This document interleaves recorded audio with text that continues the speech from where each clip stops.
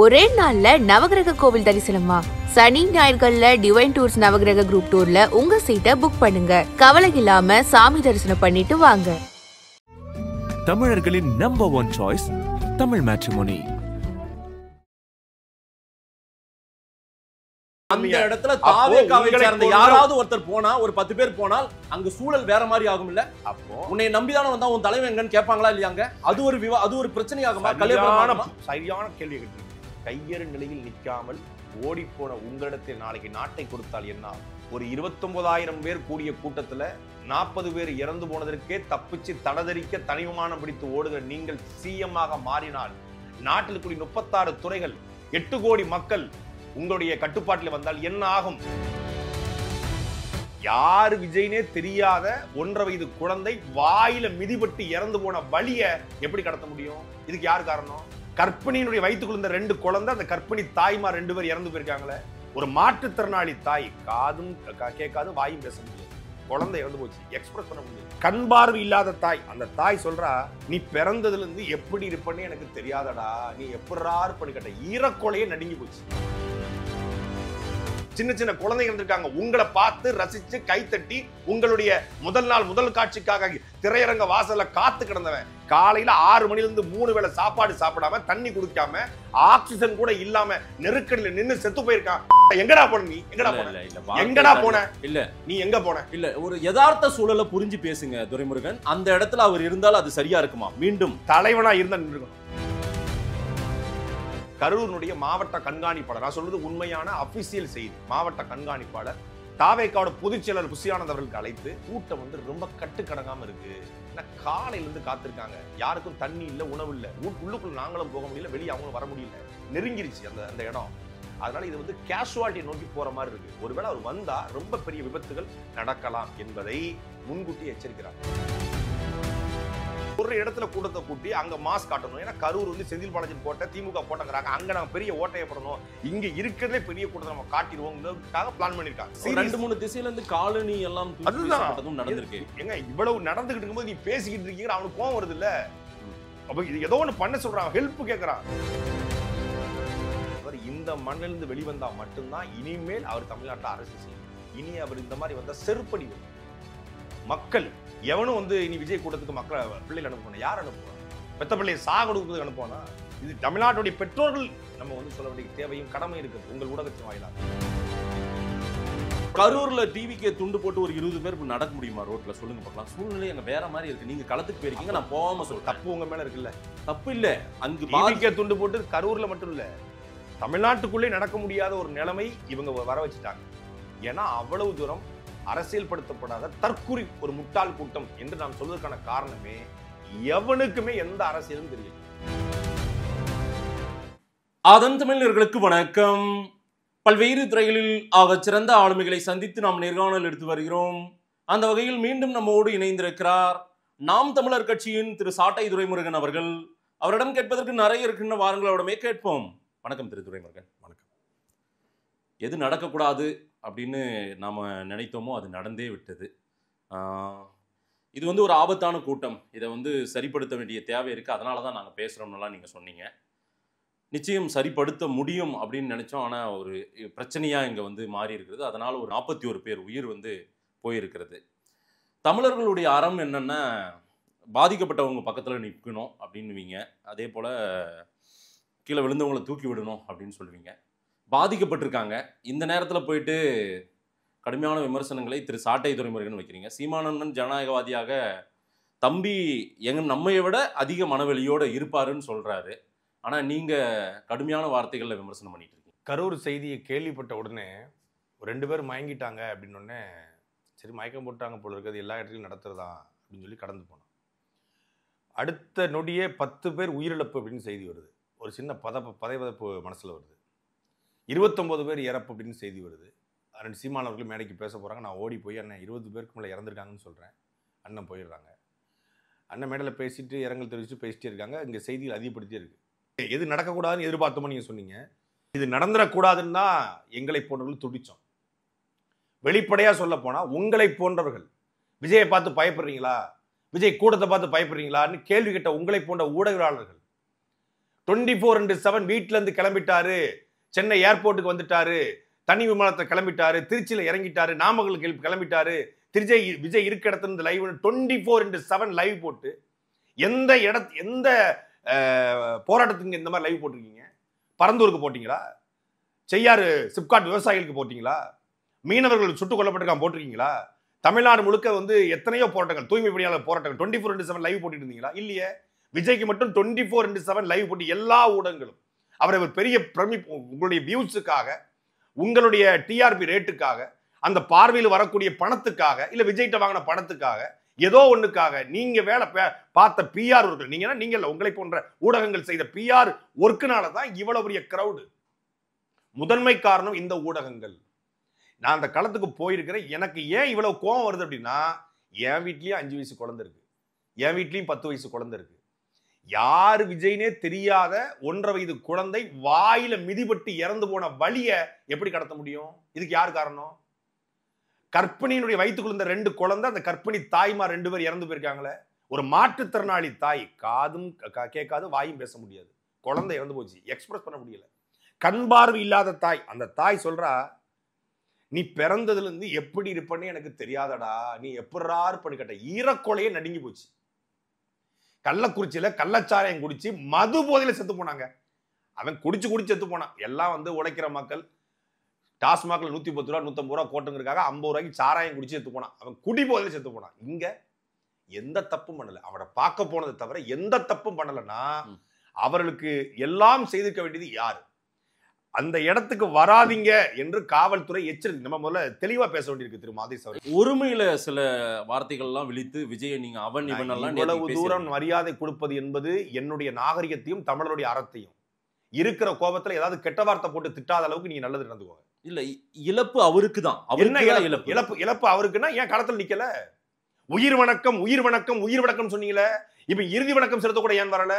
39 பேர் மரணம் அடைஞ்சிருக்காங்க, 36 பேர் பாடி உடனே கொடுக்கப்பட்டுருச்சு, 5 பேர் ஒரே ஊரை சார்ந்தவன், சின்ன குழந்தைகள் இருக்காங்க. உங்களை பார்த்து ரசிச்சு கைத்தட்டி உங்களுடைய முதல் நாள் முதல் காட்சிக்காக திரையரங்க வாசல்ல காத்து கிடந்தவன், காலையில 6 மணில இருந்து 3 வேளை சாப்பாடு சாப்பிடாம, தண்ணி குடிக்காம, ஆக்சிஜன் கூட இல்லாம நெருக்கடியில நின்னு செத்து போயிருக்கான். எங்கடா போன நீ? எங்கடா போன? இல்ல நீ எங்க போன? இல்ல, ஒரு யதார்த்த சூழலை புரிஞ்சு பேசுங்க துரைமுருகன். அந்த இடத்துல அவர் இருந்தால் அது சரியா இருக்குமா? மீண்டும் தலைவனா இருந்தா நின்றுக்கணும். இல்ல முடியாது. தலைவனா இருந்தா தன்னுடைய பேச்சுக்கு அவன் ஏற்கனவே லா அண்ட் ஆர்டர் இஷ்யூ ஆயிடுச்சுங்க. என்ன லா அண்ட் ஆர்டர் இஷ்யூ? 40 பேர் செத்து தேசமே திரும்பி பாக்குது, இந்தியாவே திரும்பி பாத்துருச்சு, எல்லாரும் பாத்துட்டு இருக்காங்க. எங்க அண்ணன் மறுபடியும் ஒரு களத்துல எப்படி சீமானா இருந்திருந்தா அந்த இடத்தை விட்டு போயிருக்க மாட்டாரு. எங்க அண்ணன் சீமானா இருந்திருந்தால் அந்த இடத்தை விட்டு நகர்ந்திருக்க மாட்டாரு.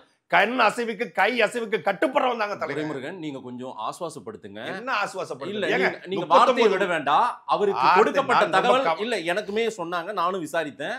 நீங்க இந்த இடத்துல நிக்காதீங்க, இருக்காதீங்க, தயவு செஞ்சு நீங்க கிளம்புங்க. இல்ல, அப்பெல்லாம் யாரும் சொல்லலையே. காவல்துறை உயரதிகாரிட்ட நானும் பேசினேன், டிஎஸ்பி பேசினாங்க, நேத்து அந்த அதிகாரிட்ட பேசினேன், யாரும் அப்படி சொல்லல. சொல்லத கேளுங்க. அவர் திருச்சி விமான நிலையம் 8 மணிக்கு சம்பவம் நடைபெறுது, 8 மணிக்கு சம்பவம் நடைபெறுது, 8:30 மணிக்கு அவர் வெளியே வராரு, அந்த கிரௌட்ல இருந்து வெளியே வராரா, 10 மணிக்கு ஏர்போர்ட் போயிட்டாரு. கரூர்ல இருந்து திருச்சி பைபாஸ்ல அவர் போய் காத்திருந்தார். 15 நிமிடம் காத்திருக்கவில்லை. பொய் சொல்லாதீங்க மாதேஷ். 8:30 மணிக்கு கிளம்புறா, 10 மணிக்கு வந்த 1:30. நான் திருச்சிக்கு கரூருக்கும் நான் 10 வருஷம் அணைஞ்சவன். மெடிக்கல் ரப்பா, பைக்லயும் போயிருக்கேன், கார்லயும் போயிருக்கேன், பஸ்லயும் போயிருக்கேன். 8:30 மணிக்கு கிளம்புறாரு, 10 மணிக்கு ஏர்போர்ட் வந்துட்டாருங்க. 1.5 மணி நேரம் தாங்க பயணமே. என்னங்க போய் பேசிட்டு உட்காந்துருக்கீங்க? அப்படவா இல்ல, அவருக்கு பிரச்சனை தெரியுமில்ல, அவரும் அதை நம்ம கூட்டத்தில் அப்படி நல்லவனா இருந்தா திருச்சியில கோர்ட்யார்டு ஹோட்டல் இருக்கு, திருச்சியில உங்க கட்சிக்கார வீடு இருக்கு, ஆதவர்ஜனாவோட வீடு இருக்கு, தங்கலாமே. ஆதவர்ஜனா இது வரைக்கும் திருச்சி தான் இருக்காருன்னு சொல்றாங்க. நீங்க தங்கியிருக்கலாமே, ஏன் சென்னைக்கு வரணும்?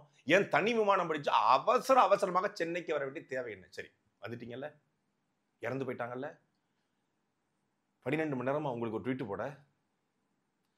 போட 12 மணி நேரமா? 12 இல்ல மாதேஷ், குறுக்க இல்லாதீங்க. நான் உச்சகட்ட கோபத்துல இருக்கேன். 8 மணி நேரம் வச்சுக்கோ, வாட் எவர் இட் இஸ், 8ஓ 7ஓ 11 நீங்க போக முடியல. நீங்க போக முடியல. ஆதவர்ஜுனா, புசி ஆனந்த், நிர்மல்குமார், ராஜ்மோகன், லைலாமணி, அந்த பகுதியினுடைய மாவட்ட பொறுப்பாளர்கள், மதிவேந்திரன், மதியழகன், நாமக்கல் பொறுப்பாளர், யாருமே அங்க இருக்காதீங்க. இன்னைக்கு மத்தியானம் 2:45, அதாவது இன்றைக்கு நம்ம பேசிக் கொண்டிருக்கிற மத்தியானம் 2:45 மதுரை உயர்நீதிமன்ற கிளையில நம்மளுடைய வழக்கு வருது. அதுக்கப்புறம் யார் வேணாலும் லைவ்ல வாங்க, எல்லாரும் ஓடி போயிருங்க என்று தாவேகா சார்பா உத்தரவு. 39 பாடி தாவேகா கட்சிக்காரன் பல பேர் இருந்திருக்காங்கல்ல, அதுல ஒரு கொடி போட்டு கூட போர்த்துவதற்கு நீங்க வரக்கூடாதா? நீங்க காப்பாற்ற வேணாம் சாமி. செத்தவனை அடக்கம் பண்ண கூட ஒரு கட்சிக்காரன் ஒருத்தவரோட என்ன செய்யறதே தெரியாம நடு ரோட்ல புசியானது புலம்பிட்டு இருக்காரு. ஏனால் அரசியல் தெளிவு கிடையாது. விஜய்ங்கிற பிம்பத்தை மட்டுமே வைத்துக் கொண்டு வந்தவருடைய விளைவு எப்படி நம்ம ஒரு பிளான் இருக்கணும். இது சரி இப்படி நடந்துருச்சுன்னா என்ன பண்ண போறோம் அடுத்து? அப்ப அவங்க நிக்கணும் களத்துல நின்று காவல்துறையோட ஒத்துழைச்சு அரசு மருத்துவமனைகளை போய் மக்கள் அடிச்சிட போறாங்களா? அவங்க கையறு நிலையில் நிற்கும் போது அவங்களுக்கு ஒண்ணும் புரியலைங்க. இன்னொன்னு அந்த இடத்துல தாவேகாவை சேர்ந்த யாராவது ஒருத்தர் போனா, ஒரு 10 பேர் போனால் அங்க சூழல் வேற மாதிரி ஆகும்ல. அப்போ உன்னை நம்பிதானே வந்தா உன் தலைவன் எங்கன்னு கேட்பாங்களா இல்லையாங்க? அது ஒரு பிரச்சனையாகுமா? சரியான கேள்வி கேட்டுறீங்க. கையறு நிலையில் நிக்காமல் ஓடிப்போன உங்களிடத்தில் நாளைக்கு நாட்டை கொடுத்தால் என்ன ஆகும்? ஒரு 29,000 பேர் கூடிய கூட்டத்துல 40 பேர் இறந்து போனதற்கே தப்பிச்சு தடதரிக்க தனி விமானம் பிடித்து ஓடுகிற நீங்கள் சிஎம் ஆக மாறினால், நாட்டில் கூடிய 36 துறைகள் 8 கோடி மக்கள் உங்களுடைய கட்டுப்பாட்டில் வந்தால் என்ன ஆகும்? புஷி ஆனந்தும் ஆதவர்ஜுனாவும் செல்போனை அணைத்து விட்டு ஓட மாட்டார்களா? தலைவன் என்றால் ஐயா ஸ்டாலின் அவர்கள் மீது 1000 விமர்சனம் எனக்கு உண்டு. அரசியலோ அரசியல் இல்லையோ அது அவங்க அரசியலை கூட பயன்படுத்தி போடும். ஆனாலும் இரவோடு இரவாக தூக்கத்தை துடைத்து வந்து நின்னார்ல, உண்மையிலே ராயல்ஸ் இல்ல. அந்த பதற்ற சூழல் அவங்க கூட்டத்தில் நடந்தது, அவரால் நடந்திருக்கிறது அப்படின்ற ஒரு பார்வை எல்லாருக்குமே இருக்கும்போது அவர் அந்த பதற்ற காலத்துல எப்படி விடுவாங்க? அந்த பதற்றம் இல்லாமல் இருப்பதுதான் தலைவன். அந்த பதற்றத்தை போக்கிட்டு இவ்வளவு உயிர் போயிருச்சு, இதை என்ன செய்வது, மீண்டும் என்ன செய்வது? ஒண்ணு இல்லைங்க. அரசு மருத்துவமனையில விஜயோட கார் போய் நின்று மருத்துவர்கிட்ட பேசி ஒரு அறையில உட்கார்ந்து டிஸ்கஸ் பண்ண முடியாதா? இதுக்கு அவருக்கான போதிய பாதுகாப்பு கொடுக்க இசட் பிரிவு இருக்கிறது, காவல்துறை இருக்கிறது. அரசு இல்ல, காவல்துறை தரப்பு அந்த நேரத்துல அதெல்லாம் சொல்ல நோ அப்ஜெக்ஷன், ஒரு அப்ஜெக்ஷன் சொல்லல. நீங்க அவங்க எதுவுமே சொல்லுங்க, ஓடி போயிட்டாங்க. சூழலையும் யதார்த்தத்தையும் பேச மாட்டாங்க. அவங்களுக்கு நிறைய நான் உண்மையை பேசுறேன். நானும் விசாரித்தங்க. அவங்க தரப்புல பேசும்போது சொல்றாங்க, தரப்புல தலைவர் தாவேக தரப்புலயா? ஆமா. யார்கிட்ட பேசுனீங்க? நான் எல்லாரும் அவங்க யாருன்னு ஒரு பேர் சொல்லுங்க. தாவேக தரப்புல எவன் போன் எடுத்தான் சொல்லுங்க, எவன்னு சொல்லுங்க, யாருன்னு சொல்லுங்க. நான் சொல்றேன். புஷி ஆனந்தா, நிர்மல்குமாரா, ஆதவர்ஜுனாவா, அருண்ராஜா, விஜயா, ஜெகதீஷா, இந்த கேமரா வச்சு ட்ரோன் வச்சு இந்த கூட்டத்தை கிரௌட காட்டுவானே ஜெகதீஷ், பிஆர் வேலை பார்ப்பானே அவனா? விஜய்க்கு மாமா வேலை பார்க்குறவன் ஜெகதீஷ். ஏங்க வார்த்தை வேணா, நீங்க வார்த்தையை கண்ணியமா பயன்படுத்துங்க, ஒரு நாகரிகமா. தேவனை ட்ரிம் பண்ணிக்கோங்க. நீங்க தேவனை ட்ரிம் பண்ணிக்கோங்க. நான் அப்படிதான் பேசுவேன், நீங்க தேவனை ட்ரிம் பண்ணிக்கோங்க. ஜெகதீஷா வேற யாருங்க? உங்களை விட வலி அவங்களுக்கு அதிகம் இருக்குன்னு சீமான் அண்ணன் சொல்றாருல, ஏன் உங்களுக்கு அது உணர முடியல? செத்தவன் எங்க வீட்டு சீமான் அண்ணன் சொல்றாரா இல்லையா? அதை ஏன் நீங்க உணரல? அவர் ஒரு தலைவர், அவருடைய அந்த இடத்துல இருந்து பேசுறாரு. நான் ஒன்றும் தலைவன் கிடையாது. நான் எளிய மனிதன், பாமர மனிதன். என் மக்களுடைய வலியை பார்க்கும்போது, 9 வயசு குழந்தையுடைய சாவை பார்க்கும்போது, 6 வயது குழந்தையுடைய சாகும்போது எனக்கு வலி இருக்கு. இன்னொன்னு வெளிப்படையை நம்ம பேசணும் அப்படின்னா, நீங்க காப்பாற்ற முயற்சி பண்ணாதீங்க, ஜஸ்டிபிகேஷன் பண்ணாதீங்க. 5 மணிலிருந்து நீ வெளிப்படையே பேசுவாங்க. ஒரு சில டேட்டாக்கள் நான் உங்களுக்கு காட்ட வேண்டிய தேவை இருக்கு. விஜய் அவர்கள் நாமக்கலுக்கு வராரு, கரூருக்கு வராரு அப்படின்னு சொல்லி அறிவிக்கிறாங்க. எத்தனை மணிக்கு வராரு அறிவிச்சாங்க? 8:45 நாமக்கல்ல பேச போறாரு. இது தாவேகாவோட தலைமைச் செயலக அறிவிப்புங்க, அபிஷியலா போட்ட போஸ்ட். தம்பி கொஞ்சம் ஜூம் பண்ணிக்கோங்க தம்பி. இதுல 8:45 நாமக்கல், கேஎஸ் திரையரங்கம், வேலுச்சாமிபுரம் 12 மணி போட்டிருக்காங்க. சரியா? இந்த 12 மணி நாம நாமக்கல் விட்டுருவோம். 8:45 நாமக்கல் அப்படின்னு ஒண்ணு. 8:45 வேண்டாம், 9 மணிக்கு நாமக்கல் இருக்கணும். 8:45 வீட்டுல இருந்து கிளம்புறாரு. 10 மணிக்கு திருச்சி வானொலி தனி விமானம், 10 மணிக்கு திருச்சி வானொலி போறாரு. திருச்சியிலிருந்து நாமக்கலுக்கு கிட்டத்தட்ட 110 கிலோமீட்டர். சேலத்திலிருந்து நாமக்கலுக்கு 63 கிலோமீட்டர். சரி, இந்த சார்ட்டர் ஃபிளைட் சேலத்துல போய் இறங்கிருக்கலாமா, இறங்கிருக்க முடியாதா? அதுக்கு மட்டும் பதில் சொல்லுங்க தயவு செய்து. முடியும். சேலத்திலிருந்து நாமக்கலுக்கு போயிருந்தா தேசிய நெடுஞ்சாலை 4 வழிச்சாலை 1/2 மணி நேரத்துல போயிருக்க முடியும் அவருடைய மகிழுந்துல. ஆனா வேணும்னே 10 மணிலிருந்து 12 மணி வரைக்கும் ஒரு போக்குவரத்து நெருக்கடி ஏற்படுத்தி காத்திருக்கட்டும், கிரௌடு ஏறட்டும், விஜய் வராருங்கிற கூடட்டும் அப்படிங்கிற ஒரு மாஸ் மெண்டாலிட்ட கூட்டுறாங்க. அது யார் யாருங்கிறத அப்புறம் சொல்றேன். கூட்டுறாங்க. 2 மணிக்கு தான் அவர் அங்க போறாரு.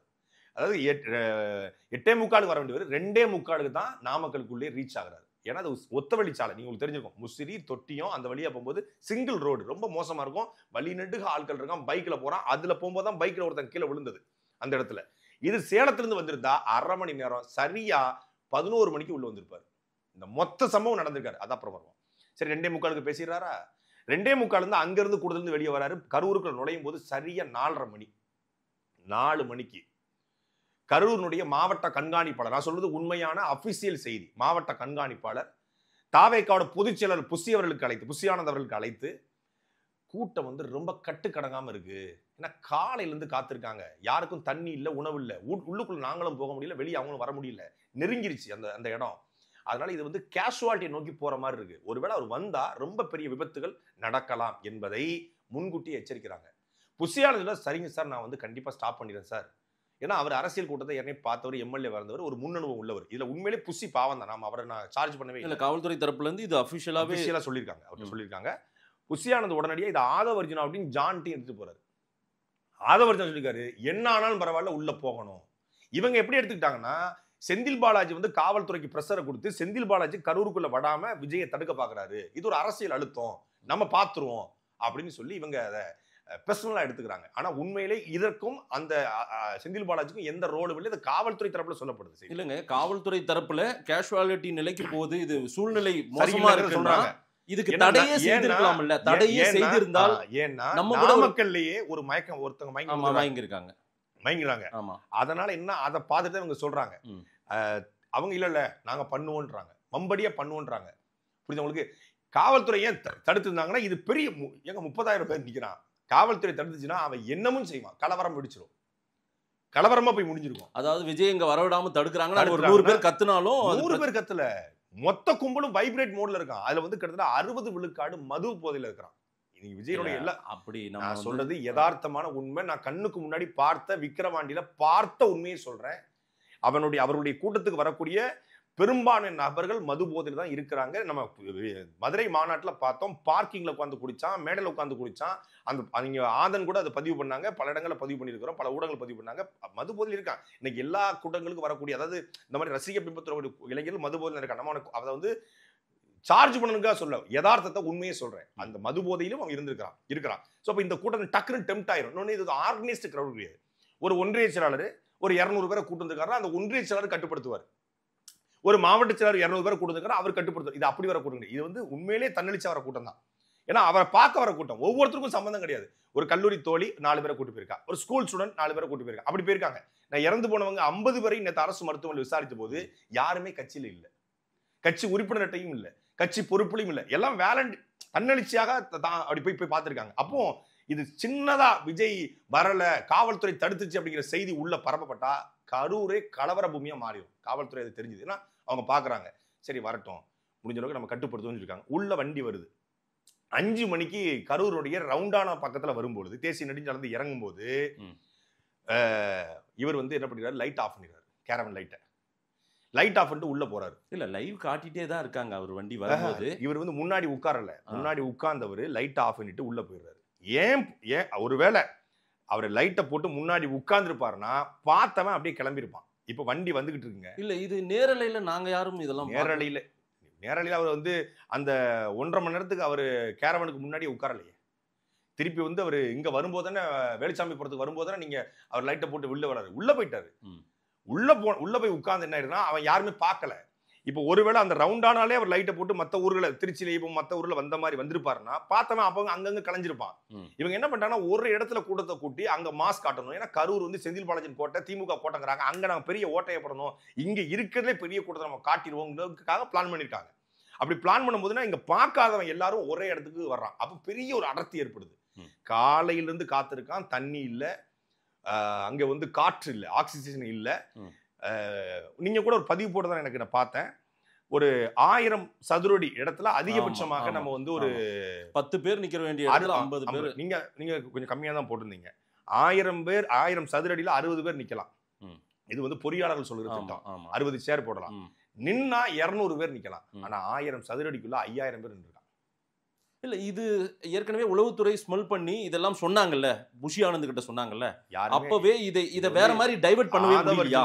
இல்ல, நான் போலீஸ் தரப்புல நான் வந்து கொஸ்டின் அலிகேஷன் பண்ணல, இத குறைஞ்சபட்சம் இது கேஷுவாலிட்டி நிலைக்கு போகுதுன்ற தகவலை அங்க சொல்லும் போது இங்க இவங்களை வேற பாதைக்கு திருப்பறதுக்கு வழியே இல்லை. நீங்க வந்து ஏற்கனவே அவங்க கேட்ட உழவர் சந்தை, லைட் ஹவுஸ் இருக்கு இல்லையா, இதை விட நெருக்கடியான பகுதி. நான் கரூரை வந்து சுத்தி தெரிஞ்சவன், எல்லா தெருக்களையும் போனவன். இந்த கரூரில் எல்லா மருத்துவமனைக்கும் நான் வந்து மருந்து வியாபாரம் பண்ணியிருக்கிறேன், அதனால தெரியும் எனக்கு. அந்த லைட் ஹவுஸ் என்று அழைக்கக்கூடிய பகுதி வந்து அமராவதி ஆற்றினுடைய அருகில் இருக்கு, அமராவதி பாலம் இருக்கு. ஒருவேளை அங்க கொடுத்திருந்தா ஆத்து பாலத்திலிருந்து விழுந்து 500 பேர் செத்துருப்பான். தாமிரபரணியை விட பெரிய படுகொலை இங்க நிகழ்ந்திருக்கும், மரணம் நிகழ்ந்திருக்கும்.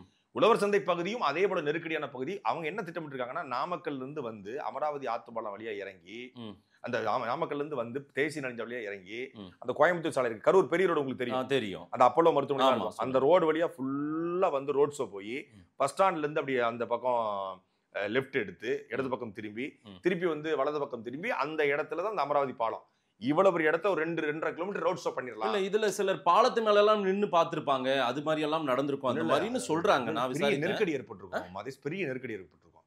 அந்த இடத்துல நின்று இருந்தாங்கன்னா அங்கங்க தம் பண்ண இது பண்ண வைக்க குதிக்க பாலத்தை இவன் வந்து என்ன செய்வான்னு தெரியாது. இல்ல நீங்க இதுல 40 விழுக்காடு தான் சரியான மனநிலை இருக்கான், ஒரு 60 விழுக்காடு வந்து போதையில் மனநிலையில் இருக்கிறான், குசி. இன்னொன்னு 100 விழுக்காடுமே வந்து கொண்டாட்ட மனநிலை இருக்கான். எல்லார் கையிலயும் செல்போனை பிடிச்சிக்கிட்டு பார்க்கணுங்கிற கேட்க வரல, பார்க்க வந்தவன்.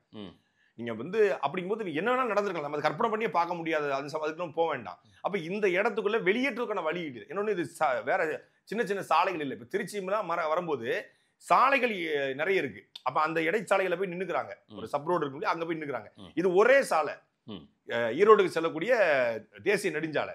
அப்படிங்கும்போது ஒரே ரோடு, 2 பக்கமும் கடைகள் இருக்கு, அடைச்சிடுறாங்க. சந்தை இல்லை, அவங்க ஒரே ரோடு. இப்ப இதுக்குள்ள ஒரு அடர்த்தியான மக்கள் நிற்கும் போது உள்ளுக்குள்ள வண்டி வருது.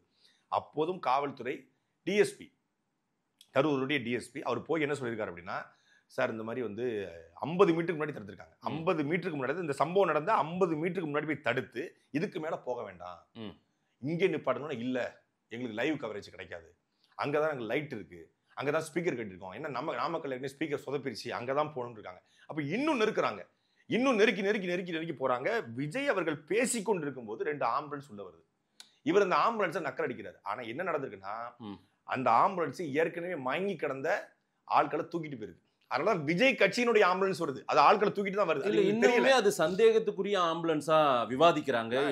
எடப்பாடி பழனிசாமி சந்தேகப்படுறாரு, பிரேமலதா விஜயகாந்த் சந்தேகம், அயோக்கியத்தனத்துடைய உச்சம் ஜி.கே. வாசன் கேட்கிறாரு, அயோக்கியத்தனத்தோட உச்சம் என்ன நடந்துச்சுன்னே தெரியாம இன்னைக்கு 2 நிமிட காணொலி வந்திருக்கு. விஜய் தரப்புல தமிழக வெற்றி கழகம் வெளியிட்ட காணொலியிலே நல்லா தெரியுது. ஒரு உடல், அதாவது பாடியோ இறந்து மயக்கம் அடைஞ்சோ அதை ஏத்திட்டு போறாங்க. கண்ணுக்கு முன்னாடி விஜய் பார்க்கல, விஜய் மேல நிக்கிறாங்க. ஏன்னா கூட்டத்தில் இருக்கும்போது அது ஒரு மென்டாலிட்டி வேற மாதிரி இருக்கும். நமக்கு தெரியும், நம்ம மேடை பேச்சாளர் தான். காருக்குள்ள உட்கார்ந்து எல்லாருக்கும் தெரியுது, ஆதவர்ஜனாக்கு தெரியுது, பாடி கார்ட்ஸுக்கு தெரியுது, உள்ள இருக்கிற புசியானதுக்கு தெரியுது, எல்லாருக்கும் தெரியுது. உள்ள வேற யார் இருந்தாங்க தெரியல, எல்லாருக்கும் தெரிஞ்சிருக்கல. என்னைக்குமே மேல வராத ஆதவர்ஜன் அன்னைக்கு மேல ஏறி வராரு. 3 முறை வந்து போனாரு, 7 முறை தொந்தரவு. ஆமா, 7 முறை டிஸ்டர்பன்ஸ். முதல் ஆம்புலன்ஸையும் இவங்க மயங்கி போன தூக்கிட்டு போறாங்க, 2வது ஆம்புலன்ஸ்லயும் மயங்கி கிடந்து தூக்கிட்டு போறாங்க, 3வது ஒரு ஆம்புலன்ஸ் வருது. இல்ல விசாரணை வரட்டுங்க, விசாரணை நடந்துட்டு இருக்கு. ஓய்வு பெற்ற நீதியரசர் 2 நாளா விசாரிச்சு, நமக்கு அதுல நம்பிக்கை இல்ல. நான் என்ன கேக்குறேன், நான் திரு டாக்டர் டி.கே. பிரபு சிவகங்கை தாவேகா மாவட்ட செயலாளர்கிட்ட பேசும்போது அவர் சொல்றாரு, சார் நாங்க வந்து 9-10 ஆம்புலன்ஸ் போனா இருந்தாலும் நம்ம டி.கே. பிரபு ஏங்க அவ்வளவு கூட்டத்துக்கு மத்தியில அவரு எல்லாம் ஆர்கனைஸ் பண்ணிட்டு இருக்காரு. எல்லா ஊர்லயும் மருத்துவ உதவினா முதல்ல போய் நிப்போம்னு சொல்லுவாரு. இங்க மருத்துவ உதவி கேட்டு எல்லாரையும் ஒருமையில பேசுறது கொஞ்சம் எங்க போனாரு? இல்ல மரியாதைக்குரிய ஐயா தியாகி ஐயா டி.கே. பிரபு அவர்கள், கண்ணியமிகு ஐயா டி.கே. பிரபு அவர்கள் எங்க போனாங்க? அந்த கூட்டத்துல கண்காணிப்பு அவங்க டீம் ஒண்ணு, வயர்லெஸ் டீம் ஒண்ணு, பெரிய டீம் இருக்குங்க. இருந்து என்ன பண்ணுச்சு? தண்ணி கூட கொடுக்கலையே சாமி, தண்ணி கூட இல்லையே. செத்த பிறகு நீ வந்து ஆக்சிஜன் கொடுத்து, செத்த பிறகு நீ வந்து இன்ஜெக்ஷன் போட்டு, செத்த பிறகு மருந்து கொடுத்து என்ன, நீ தண்ணி கூட கொடுக்கலையே. நான் கேட்பது ஒன்னே ஒண்ணுதான், 5 மணி காலையில 5 மணிலிருந்து இரவு 7 மணி வரைக்கும் காத்திருப்பவனுக்கு தண்ணி சாப்பாடு வேணும்னு ஒரு தலைவனுக்கு தோணுமா தோணாதா? ஒரு கட்சிக்காரங்களுக்கு தோணுமா தோணக்கூடாதா? இதற்கு முன்னாடி கூட்டங்கள்லயோ பிரச்சாரங்கள்லயோ அவங்க இந்த மாதிரி ஏற்பாடுகள் செய்யல. சில இடங்கள்ல செய்யறாங்க அந்த ஏற்பாடு. ஆனா இது வந்து புதிய கட்சி, இது வந்து ஒரு புதிய கட்சி தான். ஆமா, புரியுதா உங்களுக்கு? தவறுகள் இருந்து பாடம் படிச்சுக்கலாம். சரி, ஏற்கனவே வந்து திருச்சி ஏர்போர்ட்டுக்குள்ளே மயங்கி விழுந்தாங்க, உங்களுக்கு தெரிஞ்சிருக்கும். ஆமா, அது வந்து பெரிய ஸ்பேஸ், ஒரு இன்னும் ஃபுல்லே போக கூடாது, அது 1500 ஏக்கர் இடம் திருச்சி ஏர்போர்ட், பெரிய இடம். அதுக்குள்ளே மயங்கி விழுந்தாங்க. ஏன்னா கிரௌட்ல நீங்க, நான் வெளிப்படையா சொல்றேன், விக்கிரவாண்டியினுடைய அந்த மாநாடை பார்க்க நான் போறேன். மாநாடை பார்த்துட்டு அந்த அந்த நுழைவாய் வழியா வரும்போது ஒரு 100 அடியில என்னால கடக்க முடியல. எனக்கு ஏற்கனவே வீசிங் ட்ரபிள் இருக்கு, மாஸ்க் வேற போட்டிருந்தேன் நான். ஏன்னா பசங்க போட்டோ எடுப்பாங்க அப்படின்னு சொல்லி இது பண்ணேன். என்னால கடக்க முடியல. அப்பதான் ஏண்டாங்க வந்தோம்னு ஆயிடுச்சு. ஒரு நிமிஷம் ஏண்டா வந்து நான் ரொம்ப ஜம்ப் பண்ணி மேல கொஞ்சம் மூச்சை காட்டி குதிங்கால இது பண்ணிக்கிட்டு தான். அப்புறம் என் கூட வந்து என்னோட ஒரு ஜிம் மேட்டு, அவரு தான் என் கையை பிடிச்சி தலைவரை வாங்கன்னு சொல்லி ஃபோர்ஸ் பண்ணி வெளியே கொண்டு வந்தாரு. ரொம்ப கஷ்டப்பட்டேன். அப்பதான் நினைச்சா, ஒரு உயரம் குறைவானவங்களோ இல்லை கொஞ்சம் உடம்பு சரியில்லாதவங்களோ, கர்ப்பிணி பெண்களோ, குழந்தைகளோ ரொம்ப சிரமப்படுவாங்கன்னு. ஏன்னா அங்கேயே இந்த மாதிரியான ஒரு சம்பவம் நடைபெற வாய்ப்பு இருந்துச்சு. ஆனால் கடந்து இடம் பெருசா இருந்ததுனால எல்லாம் ஆளாளுக்கு அங்கே போய் நின்று கொஞ்சம் காத்து வாங்கி சரி பண்ணிட்டாங்க. இங்க நெருக்கடி இருந்ததுனால தான் இவ்வளவு பெரிய சிக்கல் ஏற்பட்டிருக்கு. அப்ப அது அவங்களுக்கு தெரிஞ்சுக்கணும்ல. இல்ல அது நெருக்கடியான பகுதி, இதுதான் பிரச்சனை, எங்களுக்கு நாங்க கேட்ட இடம் கொடுக்கல அப்படின்றது தான் அவங்க பெரிய ஒரு பிரச்சனையா சொல்றாங்க. லா அண்ட் ஆர்டரோ அதே போல அந்த கூட்டம் அங்கு நிற்கக்கூடிய அளவுக்கான தகுதியான இடமா இல்லையா அப்படின்றத அரசு தரப்பும் இதை கவனித்திருக்க வேண்டும் அல்லவா? அந்த பக்கமும் நம்ம அதை இதையெல்லாம் சரி பண்ணியிருக்கணும். நீங்க எப்படி கொடுத்தீங்க? உங்களுக்கு இவ்வளவு பெரிய கூட்டம் வரும்னு தெரியும் போது நாம தான் கேட்கணும். நமக்கு எவ்வளவு பெரிய கூட்டம் வரும் நம்ம தான் எக்ஸ்பெக்ட் பண்றோம். நாம தான் என்ன பண்ணணும்னா, ஒரு தனியார் திரள் விஜய்க்கு ஒரு 30,000 பேர், அவங்க சொல்றது காவல்துறை 27,000 பேர் சொல்றாங்க. எனக்கு தெரிஞ்சு 50,000 பேர் அங்க நின்றுக்க வாய்ப்பு இருக்கு. மினிமம் 50,000 பேர் நின்றுப்பாங்க. இப்ப இந்த 50,000 பேர் வருவாங்க அப்படின்னு திட்டமிட்டு இருந்தா நீங்க ஒரு தனியார் திரளை வாடகைக்கு எடுக்கலாம். வாடகைக்கு எடுக்க முடியாதா? அதிகபட்சம் 5 லட்சம் ரூபாங்க. அதிகபட்சம் 5 லட்சம் ரூபா ஒரு நாளைக்கு வாடகை. 5 லட்சம் ரூபாங்கிறது தாவேக்காக்கு பெரிய காசே கிடையாது. புரியுது உங்களுக்கு? 5 லட்சம் ரூபாய்க்கு ஒரு இடத்த வாடகை எடுத்து பெரிய திடலை அனுப்பாட்டி அங்க வண்டியை கொண்டு நிப்பாட்டி எல்லாரையும் பார்த்துட்டு ஒரு 50,000 பேருக்கும் தண்ணி பாட்டில் வச்சு அழகா பண்ணிட்டு போலாமே. ஒரு வாரம் உங்களுக்கு நீங்க தினமும் பிரச்சாரம் போட்டா கூட அந்த மாதிரி ஏற்பாடு பண்றதுல சிரமம் இருக்கும். இன்னும் ஒவ்வொரு மாவட்ட பொறுப்பாளர் தான் பண்ண போறான். எல்லா மாவட்டத்தையும் தாவேக்காக்கு ஆள் இருக்கு. 1 கோடி தொண்டர்கள் சொல்றீங்க. 1 கோடி தொண்டர் வேண்டாம், ஒரு மாவட்டத்துக்கு 5,000 பேர் இருந்தா போதும். வேலண்டியர்ஸ் அழகா ஏற்பாடு பண்ண இல்ல. ஊருக்கு ஒதுக்குப்புறமா தான் பிரச்சாரம் செய்யற அளவுக்கான நிலை விஜய் தரப்புக்கு இருக்கா? அவங்களுக்கு வந்து உள்ளாரெல்லாம் ஊருக்கு மத்தியில மக்கள் மத்தியில எல்லாம் பேச முடியாதா? விஜய் எங்க போட்டாலும் விஜய பக்கம் மக்கள் வர போறாங்க. எங்க போட்டாலும் விஜய பக்கம் மக்கள். அவரு நீங்க விக்கிரவாண்டி ஊருக்கு ஒதுக்குப்புறமா போட்டா தமிழ்நாடு முழுக்க வரலையா? மதுரையில ஊருக்கு ஒதுக்குப்புறமா போட்டீங்க வரீங்களா? ஊருக்குள்ள போகும்போது இவ்வளவு பெரிய தொந்தரவு. நீங்க பாருங்க அந்த கடை வீதி எப்படி இருந்துச்சு. ஒரு மனசாட்சி உள்ள ஒரு நடுநிலையாளனாக, ஒரு அறம் சார்ந்த ஊடகங்களாக நீங்க பேசுங்க. அந்த கடை வீதி எப்படி இருந்துச்சு? கூரைகள்லாம் பிரிச்சு எரிஞ்சு, அந்த ஜெனரேட்டர் வைத்திருந்த அறையை பிரிச்சு எரிஞ்சு, நம்ம தப்பா சொல்றோம் ஜெனரேட்டர் பிரிச்சுட்டான்னு, அவன் உயிருக்கு போராடி ஓடுறாங்க. ஆமா, அது நீங்க வந்து நம்ம தப்பா சொல்லக்கூடாது. இல்ல அந்த காட்சிகளே நான் பார்க்கும்போது மரத்து மேல ஏறா மரத்து மேல ஏறா அவன் செத்துருப்பான். புரியுது உங்களுக்கு? மரத்து மேல ஏறான்னு சொல்றோம், அணில்னு கிண்டல் பண்றோம். ஆனா மரத்து மேல ஏறானா அவன் செத்துருப்பான். உயிர் பொழைச்சுதான் அவன் ஏறான். நீங்க அதனோட மின்சாரத்தை அணைச்சதுனாலதான் இவ்வளவு பெரிய விபத்து, மின்சாரத்தை அணைச்சதுனால இவ்வளவு பெரிய விபத்து. எனக்கு இந்த ஊடகவியலாளர்ங்கிற போர்வையில சில தரகர்கள், அவர்கள் பேரை சொல்றதுக்கு நான் வெக்கப்படுறேன், கூச்சப்படுறேன். உங்கள் ஊடகங்களில் கூட உங்க ஊடகங்களால் வளர்த்து விடப்பட்டவர்கள் தான் அவர்கள்லாம். மிக அருவருக்கத்தக்க வகையில வாங்கிய பணத்திற்காகவோ இல்லை வேற எதுக்காகவோ மிக மோசமான முறையில் பொய்யான தகவல்களை சமூக வலைதளங்களை பதிவு செஞ்சுட்டு இருக்காங்க. நீங்க பாருங்க, மின் உயரை அணைத்ததுனால தான் மின்சாரத்தை கட் பண்ணிட்டாங்க, கேட்ட இடத்த கொடுக்கல, தடியடி நிகழ்த்திட்டாங்க, செருப்பு தூக்கி வீசினாங்க. டேய், அவன் வந்து விஜய் பேசிக்கிட்டு இருக்கும் போது ஒருத்தர் இதை ஏத்திட்டு இருக்காங்க, ஆம்புலன்ஸை தொடர்ச்சியா பேசிட்டு இருக்காரு. கவனத்தை ஈர்ப்பதற்கு என்ன பண்ணுன்னு தெரியாம அவன் தண்ணி பாட்டை தூக்கி வீசுறான். விஜய் தண்ணி பாட்டை கொடுத்தாரு இல்லையா? அவருக்கு 2-3 திசையில இருந்து காலனி எல்லாம் தூக்கி வீசப்பட்டதும் நடந்திருக்கு. ஏங்க இவ்வளவு நடந்துகிட்டு இருக்கும்போது நீ பேசிக்கிட்டு இருக்கீங்க, அவனுக்கு கோவம் வருது இல்ல?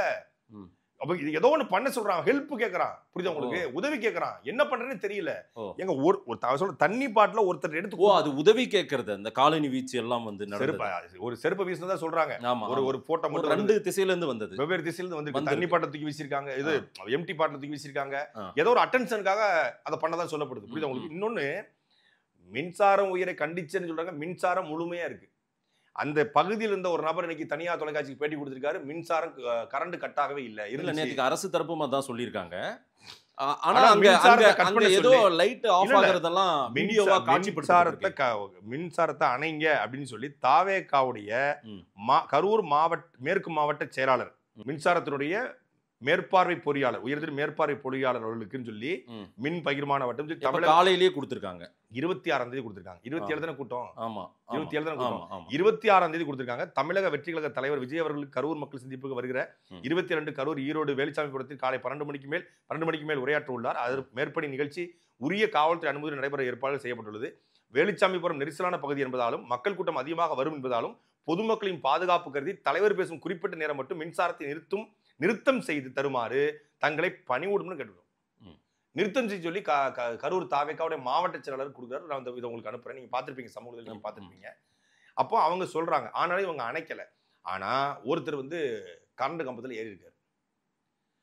ஜெனரேட்டர் ஒயரை வந்து ஜெனரேட்டர் ரூமுக்குள்ளே போயிட்டாங்க, எல்லாருமே போயிட்டாங்க உடைச்சிட்டு. அந்த இடத்துல மட்டும்தான் அந்த ஒயரை அறுத்ததுனால அங்க ஒரு லைட் ஆஃப் பண்ணிருக்கு. அதற்கும் இந்த கிரௌடுக்கும் சம்மந்தம் இல்லை. இந்த நெருக்கடிக்கும் இந்த மரணம் நிகழ்ந்திருக்கும் அதுக்கும் சம்மந்தம் இல்லை. மரணம் நிகழ்ந்தது இந்த வண்டி நின்ன இடத்துல இருந்து சரியா ஒரு 50 மீட்டருக்கு முன்னாடி நிகழுது. காருக்கு பக்கத்தையும் ஒருத்தர் மயக்கம் போட்டுறாரு, அங்க ஆம்புலன்ஸ் ஏத்துறாங்க. இது எதுவுமே விஜயினுடைய பார்வைக்கு சரியாக கொண்டு போய் சேர்க்கப்படலை. அந்த சூழ்நிலையை புரிஞ்சுக்காம அவர் வந்து பிரச்சனை என்னன்னு தெரிஞ்சுக்காம அவர் வந்து தொடர்ச்சியா பேசிட்டு இருக்காரு. 7 முறை தொந்தரவு ஏற்படுத்தி திருப்பி சாரி கேட்டு அவர் பேசிட்டு இருக்காரு. தண்ணி பாட்டில தூக்கி அவரு போற நிலைமைக்கு தள்ளப்படுதுன்னா அப்ப கூட்டம் தண்ணி இல்லாமல் தத்தளித்து கொண்டிருக்கிறது. உணர்ந்திருக்கணும் விஜய், அது உணர்ந்திருக்கணும். இன்னொன்னு அந்த இடத்த அவர் உணர்ந்தாலும் அவரால் ஒண்ணும் செய்ய முடியாது. ஏன்னா வண்டி உள்ள போயிருச்சு, என்ன பண்ண முடியும்? நீங்க கலைஞ்சு போகணும்னு எப்படி சொல்ல முடியும்? அவர் நிக்கிற வரைக்கும் அவன் இருக்கத்தான் செய்வான். புரியுதா உங்களுக்கு? அந்த யாருமே எதுவுமே செஞ்சிருக்க முடியாதுங்க. அது வண்டி உள்ள போகாமல் இருந்திருந்தால் ஒருவேளை தவிர்க்கப்பட்டிருக்கோங்க. ஒரு அசாதாரண சூழல் அந்த கூட்டத்துல நடந்தது. நான் வந்து எல்லா கூட்டமுமே பாக்குறேன், நான் லைவ்ல பாக்குறேன்.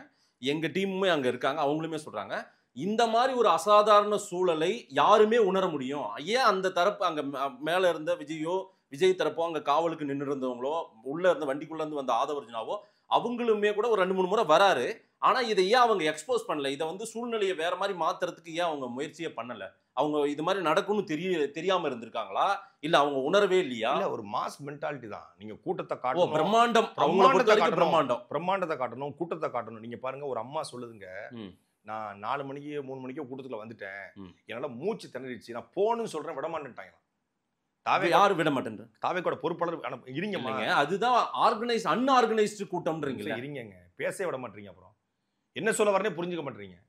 அந்த அம்மா வந்து போறேன்னு சொல்லும்போது வேண்டாமா, தளபதி வந்துருவாரு அப்படின்னு சொல்ல வச்சிருக்காங்க. அன்ஆர்கனைஸ் கூட்டம் தான். இப்ப வழி விட்டா போக முடியும். நெருக்கி நிக்கிறாங்க. ஒரு 2 குழந்தையும் ஒரு அம்மாவை இறந்து போனாங்க பாத்தீங்களா? கணவன் வந்து வேலைக்கு போயிட்டாரு, நான் வேலைக்கு போயிட்டு வந்து என் பொண்டாட்டி இல்லைன்னு சொன்னாரு. அந்த மனைவி அவங்க அந்த கணவனுக்கு குரல் பதிவு கேட்டீங்களா? சமூக வலைத்தளத்துல வந்திருக்கு. அந்த குரல் பதிவு என்ன சொல்றாங்கன்னா, மாமா நான் வந்து விஜய் கூட்டத்துக்கு வந்திருக்கேன், இன்னொரு வரல மாமா, விஜயை பார்த்து தான் வருவேன்றாங்க. என்ன எதுக்கு நீ அங்க போனா வந்துரு அப்படின்னு சொல்லி திருப்பி குரல் பதிவு போறாரு. அவங்க போன் எடுக்கல, வாய்ஸ் மெசேஜா பேசிக்கிறாங்க. அவங்க சொல்றாங்க, வந்துட்டோம், இங்க நிறைய நெருக்கடியா இருக்குது, ஆனா வர முடியாது, இங்க இருந்து வெளியே வர முடியாது, நாங்க பார்த்து தான் வருவோம், நீங்க வெளியே சாப்பிட்டுக்கோங்க ஹோட்டல்ன்றாங்க. வந்துட்டோம், வர முடியல பிள்ளை. அப்ப அவ சொல்ல எப்படி அவ தாங்குவா? பிள்ளைய கவலைப்படுறாரு, அவளை பத்திரமா பாத்துக்கோ அப்படின்னு சொல்றாரு. ஆனா போனமா தான் 2ம் வீட்டுக்கு போயிருக்கு. அதாவது இது வந்து நம்ம குறை சொல்வது என்பது விஜயை டார்கெட் பண்ணி அடிக்கணும், ஒரு அரசியல் விட்டு போயிடணும், இனிமேல் கூட்டம் போடக்கூடாதுன்னு இல்லை. பெரிய மரணம் இது நிகழ்ந்திருக்கிறது. இனி உங்களை திருத்திக் கொள்ளணும். உங்களுடைய மனநிலையில முதல்ல பரிசோதனை பண்ணுங்க. நீங்க நான் அன்னைக்கே சொன்னேன், எல்லாரும் அதை வந்து சாதாரணமா விஜயை கிண்டல் பண்ண நினைச்சாங்க. லைட்டை ஆஃப் பண்ணி ஆன் பண்ணி போட்ட இடத்துலயே விஜய் சாதாரண மனநிலையில இல்லைன்னு தெரியுது. இந்த கூட்டத்தை கொண்டாட்ட நிலையில கூட்டமாக வச்சிருக்க விரும்புறாரு. அவர் அதை அரசியல்படுத்த விரும்பல. இது அரசியல்படுத்தப்பட்ட ஆர்கனைஸ்ட் கிரௌடா இருந்திருந்தால் இவ்வளவு பெரிய மரணம் நிகழ்ந்திருக்காது. அவன் ஒவ்வொருத்தனும் கட்டுக்கோப்பா நின்றுப்பான், இப்படி மரங்கள்ல ஏற மாட்டான். கொடிக்கம்பத்தை ஒருத்தன் விஜயினுடைய கட்சி கொடிக்கம்பு இருக்கு பாருங்க, அதுல மேல ஏறி அந்த கொடியை கழட்டி தலையில கட்டிட்டு கீழே இறங்கிருக்கான். கீழே இறங்கி ஒரு பொத்துன்னு விழுறது. அவங்கவுங்க மேல ஒரு லேடி சும்மா நின்று போய் விழுந்திருக்காங்க. கிரௌட்ல விழுந்த உடனே அது கீழே கையில வச்சிருந்த குழந்தைய இவன் வச்சிருந்தாங்க, ஒருத்தன் வச்சிருக்கான். விழுந்ததுல அந்த குழந்தை அங்கிட்டு போய் விழுந்துச்சு. இது இங்க மாட்டிக்கிச்சு, குழந்தை செத்து போச்சு.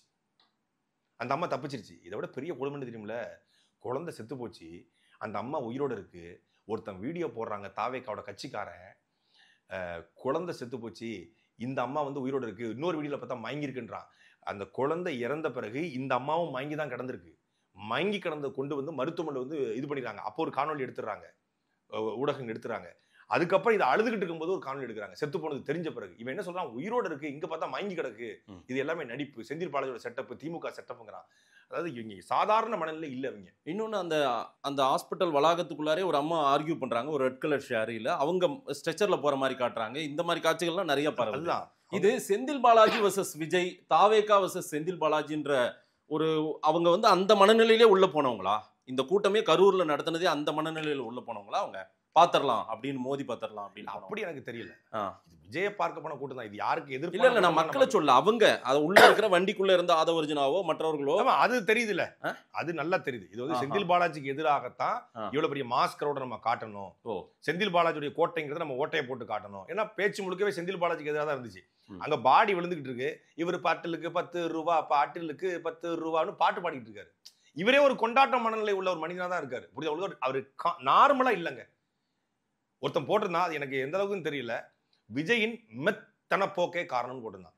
அந்த மெத்தன போக்கு நம்ம இல்ல, ஒருத்தன் போட்டிருந்தான் இல்லங்க, நார்மலா இல்ல, அவர் நார்மலா இல்ல, is not a normal. Is not normal. இல்ல அவருடைய எப்பவுமே ஒரு கூட்டத்தை பார்க்கும்போதும் இல்ல அவர் வந்து சினிமாட்டிக்கா பர்சன்ங்க. அந்த சினிமாத்தனம் அவர்கிட்ட இருக்கும். திரைத்துறையில் நிறைய நண்பர்கள் எனக்கு உண்டு, இயக்குனர்கள் உண்டு, விஜயினுடைய உதவியாளராக இருந்த நண்பர்களா உண்டு. அவங்க எல்லாருமே சொன்னது விஜயினுடைய பாடி லாங்குவேஜோ பாணியோ இது கிடையாது. அவர் ஒரு எக்ஸ்ட்ரீம் மனநிலையில இருக்காரு. அவர் வந்து இந்த மாதிரி அந்த கூட்ட உற்சாக மிகுதியில அவர் இருக்காருங்க. அவர் வந்து உற்சாக மிகுதிக்கு எது காரணம்னு ஒரு கேள்வி இருக்குல்ல. அவர் நார்மலா இல்லன்னு தெரியுது. இல்ல இதே அவர் இந்த மாதிரி அவர் அரசியல் பண்ணணும்னு விரும்பினார் அப்படின்னா, அவர் கூட்டத்தை இந்த மாதிரி காட்டணும் விரும்பினார்னா, அவர் இந்த மண்ணிலிருந்து வெளிவந்தா மட்டும்தான் இனிமேல் அவர் தமிழ்நாட்டில் அரசியல் செய்ய முடியும். இனி அவர் இந்த மாதிரி வந்தா செருப்படி விடும். மக்கள் எவனும் வந்து இனி விஜய் கூட்டத்துக்கு மக்களை பிள்ளைகள் அனுப்புவானா? யார் அனுப்புவா? பெத்த பிள்ளையை சாகடுப்பதுக்கு அனுப்புவானா?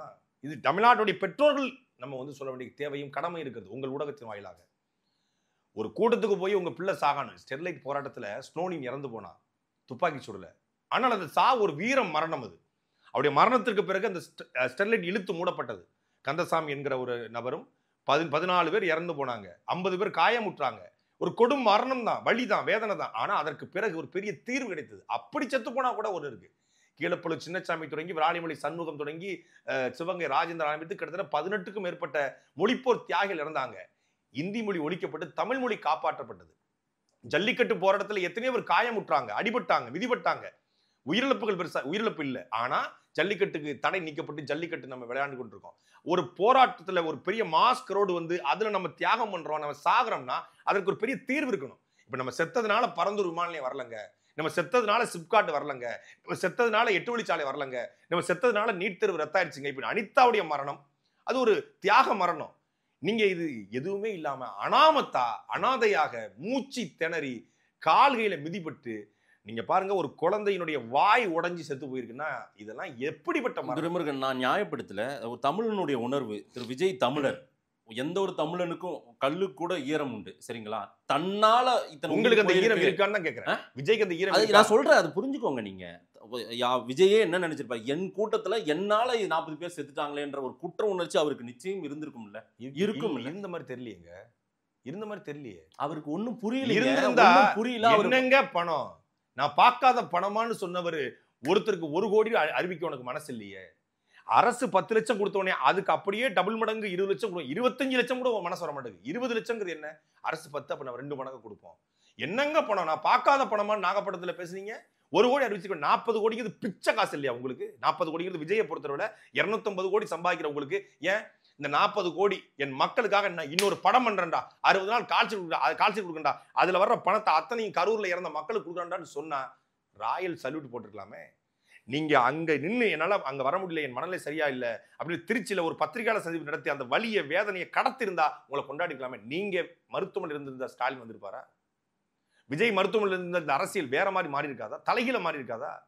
இவ்வளவு பேசுற நாம அவருக்கு ஆதரவு நின்றுக்க மாட்டோமா? இல்ல, அந்த இடத்துல அவர் இருக்க கூடாதுன்றதுதான் சரியான பொருத்தம். நானுமே அப்படிதான் பார்க்கிறேன். அது சூழ்நிலை வேற மாதிரி இருக்குங்க. நடந்து ஒரு பதட்டம் அவருடைய கூட்டத்தால் நடந்த போது அவரே அங்க இருக்கணும்ன்றது என்ன? இது கடந்து கிட்டத்தட்ட 36 மணி நேரம் ஆச்சு. 36 மணி நேரத்துல இன்றளவுல அவர் அங்க பாக்குறதுக்கு அவங்க ஆட்கள் பார்க்க அவங்களுக்கு அனுமதி இல்ல. ஆதவர்ஜனா இன்னைக்கு கோர்ட்ல எனக்கு பாதுகாப்பு கொடுங்க, நாங்க போகணும்னு கேட்டிருக்காரு. ஆதவர்ஜனா சந்திக்கு எதுக்கு பாதுகாப்பு? நீங்க தவறே செய்யல, உங்க பக்கம் பிரச்சனை இல்ல. சூழ்நிலையை பொறுத்து கேக்குறாங்க. அவங்க லா அண்ட் ஆர்டர் யார் அவங்க மதிக்கிறாங்க, சட்டத்தை மதிக்கிறாங்க, அவங்க கேக்குறாங்க. அப்படிலாம் இல்லையே. யாரால உங்களுக்கு பிரச்சனை வரப்போகுது? உங்கள் மக்கள் பாதிக்கப்பட்டிருக்காங்க. நீங்க உண்மையிலேயே உங்களால பாதிப்பு ஏற்படும். கரூர்ல டிவிக்கு துண்டு போட்டு ஒரு 20 பேர் நடக்க முடியுமா ரோட்ல? சொல்லுங்க பார்க்கலாம். சூழ்நிலை அங்க வேற மாதிரி இருக்கு. நீங்க களத்துக்கு போயிருக்கீங்க, நான் போகாம சொல்றேன். தப்பு உங்க மேல இருக்குல்ல? தப்பு இல்ல. அங்க டிவிக்கு துண்டு போட்டு கரூர்ல மட்டும் இல்ல, தமிழ்நாட்டுக்குள்ளே நடக்க முடியாத ஒரு நிலைமை இவங்க வர வச்சுட்டாங்க.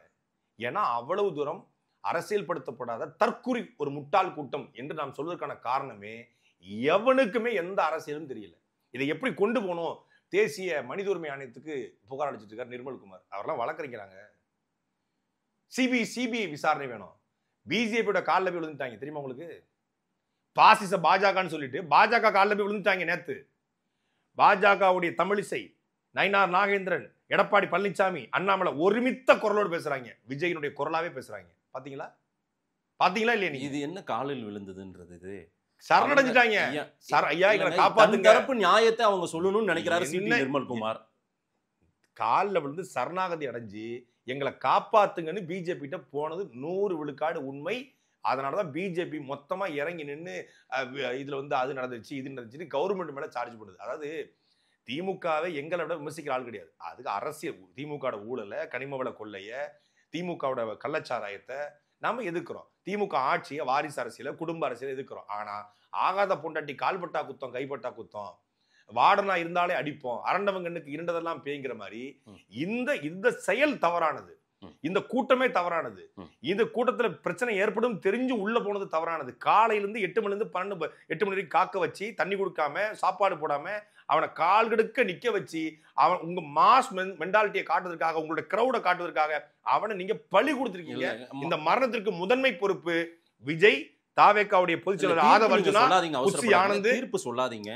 நீதியரசர் விசாரணை நடத்திட்டு இருக்காங்க. இன்னைக்கு 2:30 மணிக்கு என்ன மதுரை கோர்ட்ல சொல்ல போறாங்கன்றத பாப்போம்.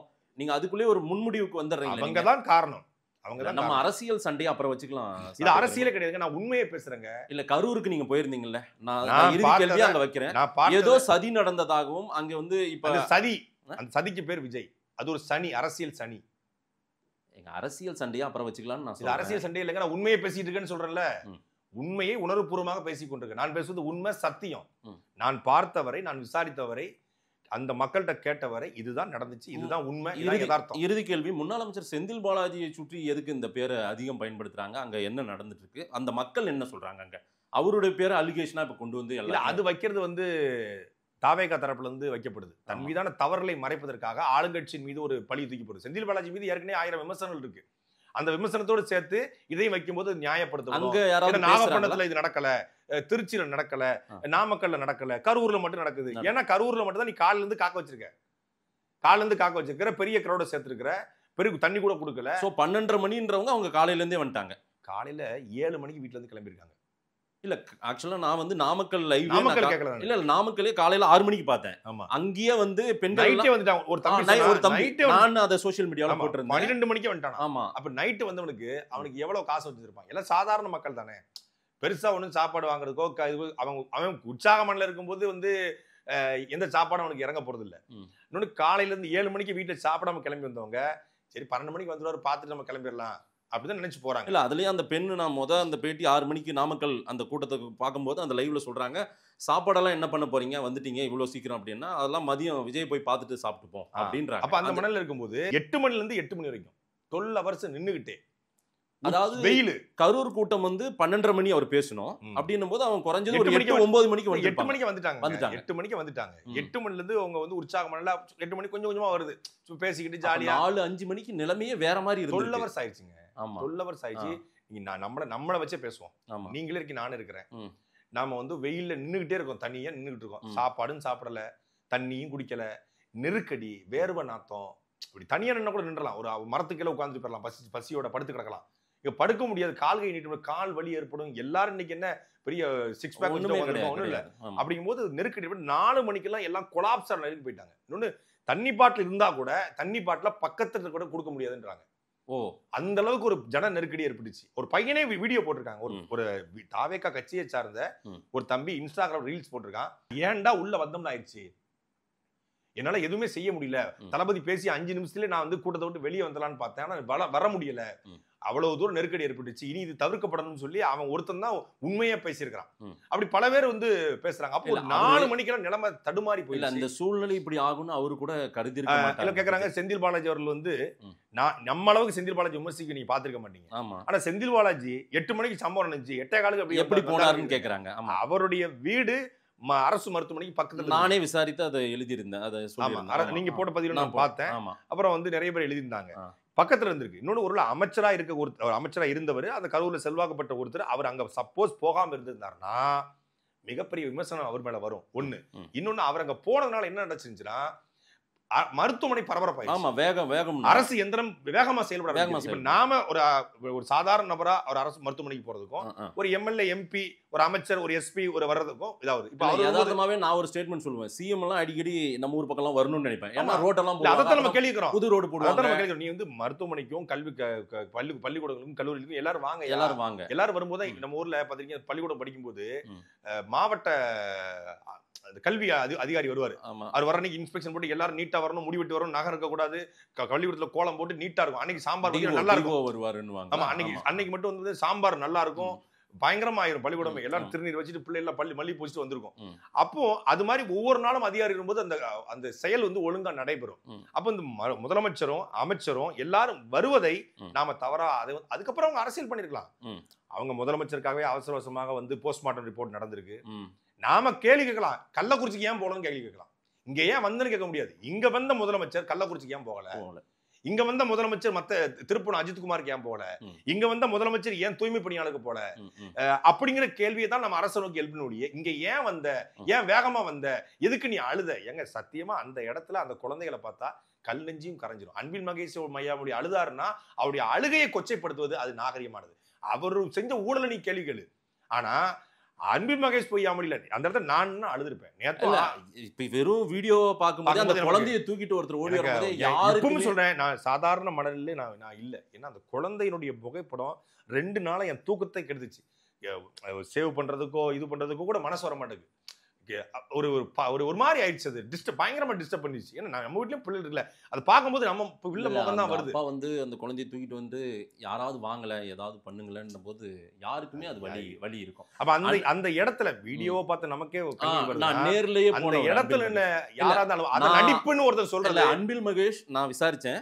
இந்த சம்பவத்தை இவங்க ட்ரால் பண்ணும்போது நான் வந்து வேற தரப்புல அங்க இருக்கிற பத்திரிகை அந்த அப்பா குழந்தையை தூக்கிட்டு வந்தார்ல, அந்த பேரண்ட்ஸ் அந்த கத்துற காட்சியை பார்க்கும்போது அந்த உள்ள அவர் கத்திட்டு போகும்போது தான் அவர் கார் இறங்கி உள்ள வராராம்.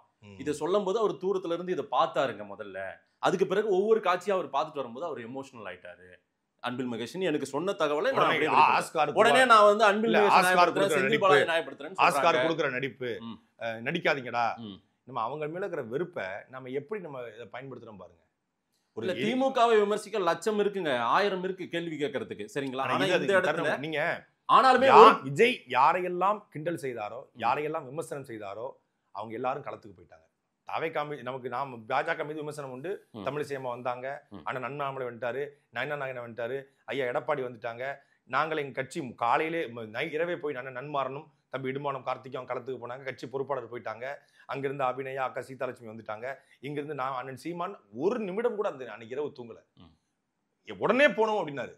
ஆனா காவல்துறை என்ன சொன்னாங்கன்னா, இப்ப வந்தீங்கன்னா பயங்கர போஸ்ட்மார்ட்டம் நடந்துகிட்டு இருக்கு, நீங்க ஒன்றும் பண்ண முடியாது, போஸ்ட்மார்ட்டம் நடந்துகிட்டு இருக்கு. போஸ்ட்மார்ட்டம் சீமானுக்கே இது சொன்னாங்க, விஜய் தரப்புக்கு இதை சொல்லியிருக்காங்க. விஜய் அவங்க இரவு அவருடைய கூட்டம் இல்ல, நான் வந்து சீமான் போறதுக்கும் விஜய் போறதுக்கும் அவருடைய கூட்டம் இல்லங்க. இறந்தது வந்து அவரால் பிரச்சனையே அவரை மையப்படுத்தி தான் நடந்திருக்குது. நான் சொல்றது வந்து போஸ்ட்மார்ட்டம் நடந்துட்டு இருக்கனால வர வேணாம் அப்படின்னு சொல்லி 4 மணிக்கு வாங்கன்னு சொன்னாங்க. 4 மணிக்கு போறதுக்கு பதிலா நம்ம வந்து ஒரு 8 மணிக்கு போகணும்னு சொல்லி நம்ம 8 மணிக்கு கிளம்பி நம்ம போனோம். ஆனா விஜய் வந்து அந்த பாதிக்கப்பட்ட மக்களோடு நின்றுக்குன்னு நம்ம சொல்றோம். உறவினர்கள் கரூர்லயே நின்றுக்கணும், கரூர்லயே நின்றுக்கலாம், திருச்சியில் நின்றுக்கலாம். ஏன் நிக்கிறதுக்கா இடம் இல்ல? சென்னைக்கு வந்து வீட்டுக்குள்ள புகுந்துறணும்னு அவசியம் இல்லையே. அங்க கரூர்லயே ஒரு அறை எடுத்து தங்கலாம். இல்ல எங்கேயோ ஒரு இடத்துல அது சொல்லக்கூட தேவை கிடையாது. எங்கேயோ ஒரு இடத்துல ஒரு நின்றுட்டு அங்க போய் ஒரு பத்திரிகையாளர் சந்திப்பு நடத்திக்கலாம், இரவோடு செய்தியை போட்டுருக்கலாம். எவ்வளவோ வாய்ப்பு. நான் வந்து நான் கேட்ட செய்திகளும், நான் பத்திரிகையாளர்ன்றதுனால எல்லாரோடுமே நெருக்கமா எல்லா கட்சி நண்பர்களோடு நெருக்கமா தான் பேசுறேன். விஜய் தரப்புமே அன்றைய நாள் இரவு விஜயால் கடக்க முடியவில்லை. உண்மையிலேயே அவருமே ரொம்பவுமே சோர்வாதான் கடந்தாரு அவரு அப்படின்ற மாதிரி அவங்க சொல்றாங்க. கடக்க முடியாம சார்ட்டர் ஃபிளைட்ல இறங்கி தனி பாதுகாப்பு வீட்டுக்குள்ள போயிட்டாரு. ரோட்லயாங்க நிக்க முடியும்? என்னங்க இது? புஷி ஆனந்த் அவர் தவிச்ச வீடியோவே நம்ம பார்த்தோமா இல்லையா? என்ன பண்றதுன்னு தெரியல அவங்களுக்கு. உங்களுக்கு என்ன பண்ணுன்னு தெரியாதுங்கிற இந்த மாதிரி என்ன பண்ணுன்னு தெரியாத உங்ககிட்ட நாடு மாட்டா என்ன ஆகும் அப்படின்னு நான் கேட்கிறேன். மக்கள் முடிவு பண்ணட்டும். நேரம் கொடுத்து பேசியமைக்கு நன்றி.